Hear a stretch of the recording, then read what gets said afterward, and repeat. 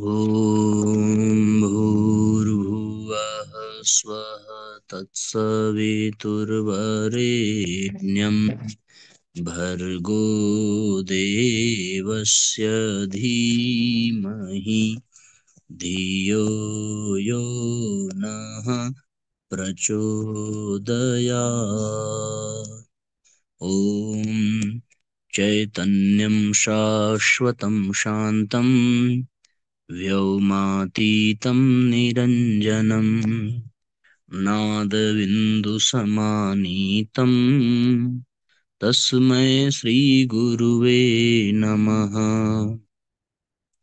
ॐ सद्गुरुचरणकमलेभ्यो नमः। वन्दे भगवतीं देवीं श्रीरामं जगद्गुरुं पादपद्मे तयोः श्रुत्वा प्रणमामि मुहुर्मुहुः। परम पूज्य गुरुदेव परमंदनीय माता जी के दिव्य संरक्षण में विराजमान ऑनलाइन दैनिक स्वाध्याय के आज के इस सत्र में आप सभी आत्मीय बंधुओं का बहुत बहुत स्वागत, बहुत बहुत अभिनंदन है साथियों। आइए भावपूर्वक आज के सत्र का हम सभी शुभारंभ करते हैं। आज का पहला विषय है मृत्यु से डरने की कोई आवश्यकता नहीं। ध्यान पूर्वक सुने साथियों, अधिक से अधिक शेयर जरूर करें जिससे सर्वाधिक लोगों तक हम सभी पूज्य गुरुदेव के सूत्रों को पहुंचा सकें और लोग अपने जीवन को धन्य बना सकें। विनाशात्मक परिस्थितियां हर एक के जीवन में आती रहती हैं क्योंकि वे आवश्यक स्वाभाविक सृष्टि क्रम के अनुकूल एवं अनिवार्य हैं, परंतु लोग उनसे बुरी तरह डरते हैं। विपत्ति आने पर तो डरते ही हैं, पर अनेक बार विपत्ति की आशंका, संभावना, कल्पना मात्र से भयभीत होते रहते हैं और इस प्रकार का जीवन अधिकांश भाग भय, चिंता, आशंका, घबराहट और दुख में व्यतीत होता है। यहाँ पर यह आश्चर्य होता है कि विनाश जब जीवन का एक स्वाभाविक व अनिवार्य अंग है तो लोग उससे इस प्रकार डरते क्यों हैं। धनी और निर्धन, संपन्न और असंपन्न, सभी का जीवन असंतोष, अतृप्ति, खिन्नता, हीनता, निराशा आदि से भरा रहता है। पूर्ण सुखी मनुष्य ढूंढ निकालना आज असंभव नहीं तो कष्ट साध्य अवश्य है। विघटनात्मक, विनाशात्मक स्थितियों से डरने घबराने का कारण मनुष्य की एक आध्यात्मिक भूल है। वो भूल ये है कि वो शरीर को ही मैं मान बैठा है। अपने आप को शरीर समझने के फलस्वरूप आत्मलाभ, आत्मानंद, आत्मरक्षा, आत्मपरायणता, आत्म प्रतिष्ठा जैसी वृत्तियां दूसरे ही रूप में परिवर्तित हो जाती हैं। उनका स्वरूप शरीर लाभ, शारीरिक आनंद, शरीर रक्षा, शरीर परायणता, शरीर प्रतिष्ठा बन जाता है। चूंकि आत्मलाभ अंतःकरण का ईश्वर प्रदत्त गुण है, इस ओर जीव की स्वाभाविक रुचि होती है, इसी में उसे आनंद आता है और इसमें विक्षेप पड़ने से दुख होता है। संत महात्मा, ब्रह्मवेत्ता, ऋषि मुनि, सज्जन, लोक सेवक, सत्पुरुष इसी मार्ग पर चलते हैं और जीवन के प्रत्येक क्षण का सदुपयोग करते हुए सदा आनंद निमग्न रहते हैं। परंतु जब आत्मलाभ की परिभाषा शरीर लाभ हो जाती है, जब आत्मरक्षा का तात्पर्य शरीर रक्षा समझा जाता है, तब ये संभव परिस्थिति उत्पन्न होती है, हो जाती है, जिसमें आज जन साधारण ग्रस्त हो रहा है। इसलिए साथियों, हमें इस साधना का अभ्यास करना चाहिए कि वास्तव में हम शरीर नहीं, हम आत्मा हैं। सारे दुख का कारण इसीलिए है क्योंकि सुख और दुख का अस्तित्व केवल और केवल शरीर के कारण है। इसकी पहुंच मन तक है, पर स्वयं को आत्म स्वरूप में देखने वाला व्यक्ति कोई भी सुख और दुख का अनुभव नहीं करता, क्योंकि वो सुख दुख से परे है। एक दूसरे हिमालय के हिम शिखरों में, हिमालय के हिम शिखरों में साधना के सनातन रहस्य हैं। इसका परिचय केवल पर्वत शिखरों पर जमा हुआ हिम नहीं है। यह भारत देश की भारतीय संस्कृति का भव्य भाल है। यह स्वयं देवात्मा है, जो न जाने कितनी दिव्यात्माओं को अनायास अपनी ओर आकर्षित करता रहता है। बीते युगों से लेकर अब तक इसकी गिरि गुफाओं के गर्भ में अनगिनत असंख्य ऋषियों, संतों, तपस्वियों, महात्माओं की तप साधना पोषित हुई है। इसकी गुफाओं के गर्भ से जन्म पाने वाली साधना के बल पर साधारण से असाधारण बनने वालों की संख्या असंख्य है। हमारे युग देवता को अपने बचपन से हिमालय प्रिय था। यह उनकी अंतरात्मा में बसा था। उनके लिए यह आकर्षक एवं सम्मोहक था। इसीलिए वे अपने बचपन में अकेले ही हिमालय की ओर चल पड़े थे। तब उनके घर के परिजन स्वजन उन्हें जबरन अपने साथ वापस लिवा लाए थे। लेकिन अब जब साधना सिद्ध होने लगी, पुरस्चरणों का परिपाक होने लगा, तब उन्हें हिमालय के हिम शिखरों ने स्वतः आमंत्रित किया। साधना की सघनता में, ध्यान की गहनता में उनके हृदय में महान गुरु के संकेत स्वर उभरे। उनकी अपनी भाषा में हृदय में बेतार का तार मिला। सारे साधन स्वयं जुट गए और वे हिमालय के हिम शिखरों में पहुंच गए। यहाँ उन्हें कई सहस्त्र वर्षों से तप कर रहे दिव्य ऋषियों के दर्शन हुए, मार्गदर्शन मिला। वहां से जब वे वापस लौटे, तब हिमालय के आंगन में युगों से तप निरत ऋषियों के प्रतिनिधि के रूप में वे युग ऋषि थे। ऋषि जीवन और ऋषि कर्म उनमें प्रकाशित हो उठा। ऐसी देवात्मा हिमालय की दिव्य आत्माओं का दर्शन और उनका तप से परिपूरित वातावरण जिसे प्राप्त हो जाए, वही साथियों ऋषि स्तर का बन जाए। पर उसे प्राप्त करने के लिए बड़ी तपस्या चाहिए, बड़ी पात्रता चाहिए, तभी वो संभव है। ऐसे हमारे गुरुदेव, जिनको हिमालय बुलाया गया, तपाया गया, और ये सब तो केवल एक लीला क्रम था साथियों। यद्यपि वो आए ही वहीं से थे, और केवल लीला करनी थी उनको। वहां जाकर वहां के सारे क्रमों को जोड़कर वहां अपनी लीला में उस स्थान को महत्व दे करके, उसकी महिमा बढ़ा करके, हिमालय की वजह से गुरुजी श्रेष्ठ बने। यद्यपि गुरुदेव तो सदैव हिमालय को, देवात्मा हिमालय को अपना पिता कहकर के पुकारते थे, पर आध्यात्मिक दृष्टि से देखा जाए तो ऐसा प्रतीत होता है कि पूज्य गुरुदेव की वजह से हिमालय जैसे तीर्थ क्षेत्र की महिमा और महत्ता है। ऐसे तपस्वी वहां जाकर के तप करते हैं, तभी तो वो स्थान इतना दुर्गम, इतना पवित्र और इतना आध्यात्मिक उपलब्धियों को प्रदान करने वाला है।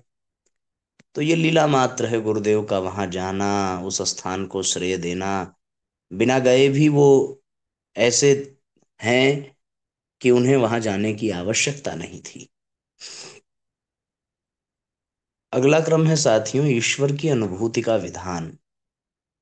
संत तुलसीदास जी ने रामचरितमानस में मानव जीवन को साधन धाम मोक्ष कर द्वारा, पाई न ते परलोक संवारा, अर्थात अनुपम साधनों का भंडार और मोक्ष का दरवाजा कहा है।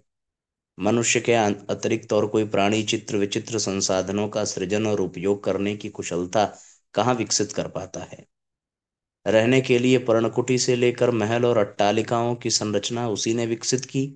शरीर की रक्षा, सुविधा और सज्जा के लिए भांति भांति के वस्त्र आभूषण उसी ने रचे। साहित्य, कला और संगीत के कौशल, उनके लिए विविध उपकरण, यंत्रादि और कौन रच सका। भूचर होने के नाते धरती पर आवागमन के लिए द्रुत गति के वाहन तो तैयार किए ही, आकाश में पक्षियों और पानी में जलचरों से भी अधिक गति और तमाम सुविधाओं से युक्त परिवहन व्यवस्था भी विकसित की। दूरभाष, दूरदर्शन जैसी सिद्धियों को अपने द्वारा रचे यंत्रों संसाधनों के माध्यम से जन जन के लिए सुलभ बना दिया। वास्तव में यह मनुष्य जीवन साधन धाम है। मोक्ष का द्वार भी यही है। संसाधनों के विकास की तरह मोक्ष प्राप्ति की क्षमता और कुशलता भी यही अर्जित कर पाता है। लौकिक वैभव के साथ पारलौकिक सद्गति को हस्तगत करना और किसी प्राणी के बिना कहाँ संभव है। इसीलिए इसे सुर दुर्लभ भी कहा गया है। लेकिन यही विसंगतियां खड़ी हो जाती हैं। साधन धाम के नाते जब साधन विकसित और प्रयुक्त होने लगते हैं तो जीव ईश्वर की माया के प्रति मोहग्रस्त होकर ईश्वर साक्षात्कार आत्मबोध के लक्ष्यों को भूलने लगता है। ईश्वर प्रदत्त दोनों ही विशेषताओं का सम्यक उपयोग करने में ही मानव जीवन की पूर्णता मानी जा सकती है। इस सच्चाई को समझकर उसे जीवन में लाने की कुशलता विकसित करना जरूरी है। संभवतः इसी कुशलता की ओर संकेत करते हुए योगीराज श्री कृष्ण ने योगः कर्मसु कौशलम का सूत्र प्रस्तुत किया। ईशावास्य उपनिषद का पहला श्लोक जीवन के इस सत्य को समझने और कुशल कौशल को विकसित करने का व्यवहारिक मार्गदर्शन प्रदान करता है। वो है, ईशावास्यमिदं सर्वं यत्किंच जगत्याम जगत्तेन त्यक्तेन भुंजिथा मा गृधः कश्यस्विद धनम। इस संसार में छोटा बड़ा जो कुछ भी है उस सब में ईश्वर का निवास है। उसके द्वारा तुम्हें जिस निमित्त जो दिया गया है उसी का भोग करो। उससे परे भिन्न या अधिक की लालसा मत रखो। यह संपत्ति जिसकी तुम लालसा रखते हो वो है किसकी।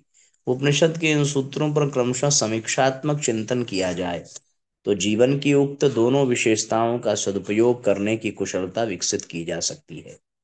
ईशावास्यमिदं सर्वम अर्थात इस संसार में छोटी बड़ी वस्तुएं, जड़ जंगम जीव, सभी में ईश्वर का वास है। ऋषि कहते हैं कि ईश्वर को कहीं खोजना पाना नहीं है, वह तो सभी में है ही। उसे अनुभव करने की अपनी क्षमता विकसित एवं प्रयुक्त भर करनी है। वह किस रूप में है, उसे कैसे अनुभव करें, इन प्रश्नों का समाधान भी ऋषि देते हैं। प्रज्ञोपनिषद में युग ऋषि ने परमात्मा को सर्वश्रेष्ठ गुणों, उत्कृष्ट आदर्शों का समुच्चय कहा है। जहाँ जो विशेषता जिस भी पदार्थ या जीव में दिखे उसी को वहां प्रभु का स्वरूप समझना चाहिए। भगवत गीता में विभूतिपाद में भी यही तथ्य भगवान श्री कृष्ण ने प्रकट किया है। उसे अनुभव करने के लिए श्रद्धा अर्थात उत्कृष्टता के प्रति असीम प्रेम और आदर का भाव विकसित करना जरूरी है। सूत्र है, श्रद्धया सत्यमाप्यते, अर्थात श्रद्धा से सत्य को अनुभव किया जा सकता है। परमात्मा सत्य है या सत्य ही परमात्मा है, यह उक्ति सही है। उसे श्रद्धा का स्तर परिष्कृत करने से ही अनुभव किया जा सकता है। श्रद्धा कैसे विकसित हो? शारीरिक या मानसिक शक्ति जितनी जिस स्तर की है उसका सदुपयोग पूरी निष्ठा एवं तत्परता के साथ नियमित रूप से करने से ही वह विकसित होती है। श्रद्धा के विकास का यही सूत्र है। परमात्मा को विभूतियों के रूप में थोड़ा बहुत अनुभव किया, अब अपने चिंतन, चरित्र एवं व्यवहार को उसी के अनुरूप ढालने का प्रयास किया जाए। ईश्वर की किरणों के रूप में जिन श्रेष्ठ गुणों, आदर्शों से प्रेम है उन्हें जीवन में अपनाए रखने की अदम्य भावना, अविरल साधना श्रद्धा के कारण होने लगे तो श्रद्धा क्रमशः पुष्ट समर्थ होने लगती है। प्रिय इष्ट की निकटता अनुभव करने की अदम्य भावना कठिन तप को भी सरस बना देती है। माता पार्वती, ध्रुव प्रहलाद तथा मीराबाई के जीवन में ये तथ्य दिखाई देता है कि कठोर तप भी कितना सरस लगने लगता है। ईशावास्यमिदं सर्वम की यह साधना साधक में वह गुण विकसित कर देती है कि वह साधन धाम में रहते हुए भी मोक्ष के द्वार को खुला रखने में समर्थ हो जाता है।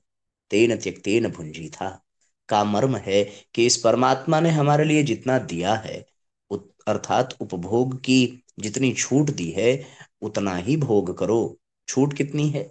हमने प्रभु को प्यार किया है, उसे विशिष्ट गुणों के रूप में सब में देखा है, उससे दूर हमें नहीं होना है। उपभोग उतना ही करना है जितने से अपने अंदर प्रभु के प्रकाश एवं सत्प्रवृत्तियों की के विकास में अवरोध न आए, समाज और प्रकृति में भी उनका प्रभाव क्षीण न होने पावे। इस संकल्प युक्त प्रयास के साथ ही सद्विवेक का प्रज्ञा का स्तर साधक के अंदर बढ़ने लगता है। यह प्रज्ञा साधक में वे विशेषताएं उभार देती हैं जिनके कारण जो भी प्रभु से प्राप्त है उसी का सम्यक सदुपयोग करते हुए वह गौरव एवं संतोष का अनुभव करने लगता है। तेन त्यक्तेन भुंजिथा की उक्त साधना को राजा जनक अपने ढंग से और गाड़ीवान रैक के अपने ढंग से करते हैं। विद्वान शंकराचार्य ने अपने ढंग से और निरक्षर कबीर ने इसे अपने ढंग से साधा है। सभी इसी साधना के बल से पूर्ण संतोष के साथ जीवन की श्रेष्ठता सार्थकता का श्रेष्ठतम लाभ उठाते हैं। कस्य स्विद धनम, यह संपदा किसकी है? समय, प्रभाव, ज्ञान, पुरुषार्थ एवं धन, वैभव रूपी संपदा हर एक के पास कम या अधिक है। प्रभु कृपा से जितनी जिसे प्राप्त है उसके उपयोग की उसे छूट है, परंतु वो है किसकी? है तो प्रभु की, लेकिन हम उसका लाभ उठा सकते हैं, तो इस कारण वो हमारी भी है। उसका लाभ कैसे मिले? उसे प्रभु का दिया अनुदान माने, मेरेपन का अहंकार न उभरने दे। प्रभु अनुशासन में उसका उपयोग करें। इस अनुशासन में उसका जितना उपयोग किया जाएगा उतना लाभ मिलेगा। तो यह संपदा किसकी? जो उसका जितना उपयोग कर ले उतनी उसकी। प्रभु की संपदा प्रभु के अनुशासन में प्रयुक्त करने से ही संपदा के होने का लाभ देती है, अन्यथा वही विपदा बन जाती है। सत्पुरुषों के लिए वही संपदा सुख और प्रगति का आधार बनती है, और अनीति अत्याचारियों के लिए वही विपत्ति एवं पतन का कारण बन जाती है। प्रभु द्वारा प्रदत्त लौकिक या दिव्य संपदा को विपदा न बनने दें। संपदा के रूप में उसका समुचित लाभ उठाएं। साधन धाम का लाभ उठाते हुए मोक्ष का मार्ग भी रुकने न दें। इसके लिए ईशावास्यमिदं सर्वम की भाव साधना, कस्यस्विद्धनम की ज्ञान साधना और तेन त्यंग भुंजिथा की कर्म साधना करें और जीवन की धाराओं को सफल सार्थक बनाएं। यही ईश्वर की अनुभूति का विधान है। बड़ा सुंदर और बड़ा मार्मिक अध्याय था साथियों। एक छोटी सी कहानी। रूसी साहित्य के शिखर मैक्सिम गोर्की को आज हर कोई जानता है, पर बहुत कम इस बात से परिचित है कि उनके जीवन के प्रारंभिक दिन बहुत संघर्षमय रहे। आर्थिक रूप से विपन्न गोर्की को बहुत वर्षों तक नौकर के रूप में कार्य करना पड़ा और अपने साहित्य प्रेम के कारण अपने मालिकों के दुर्व्यवहार को भी सहन करना पड़ा।